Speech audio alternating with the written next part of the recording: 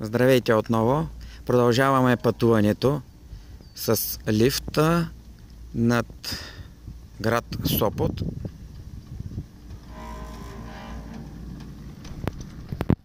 В момента под нас е доста високо.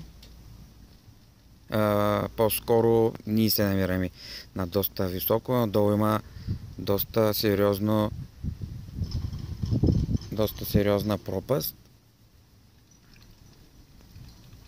Леко разлюляване има в момента на 16-ти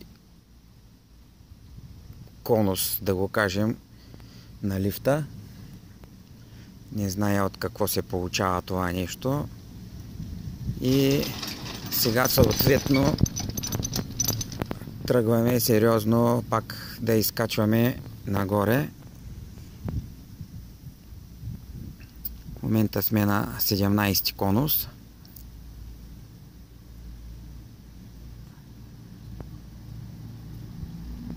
Ето, сериозно изкачване.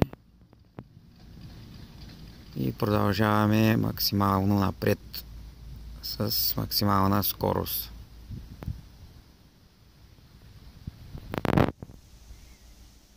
В момента наближаваме 18-ти конус.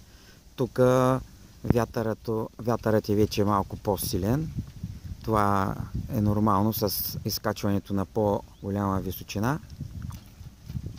Пред мене се намират моята съпруга и по-големият ми син, а по-напреде се намират майка ми с по-малкия ми син, а още по-напреде се намира брат ми с неговата приятелка.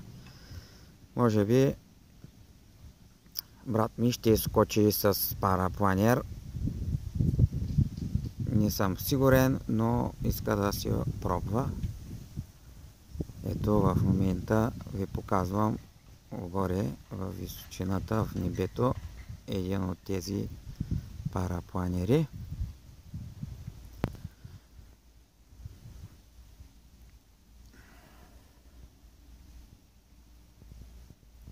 Наближаваме вече 19-ти конус.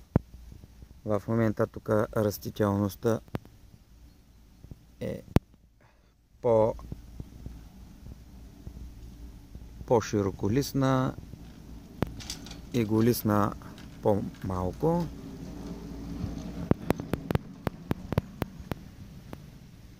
В момента имаме леко снишаване и след това наново ще атакуваме по-високите части.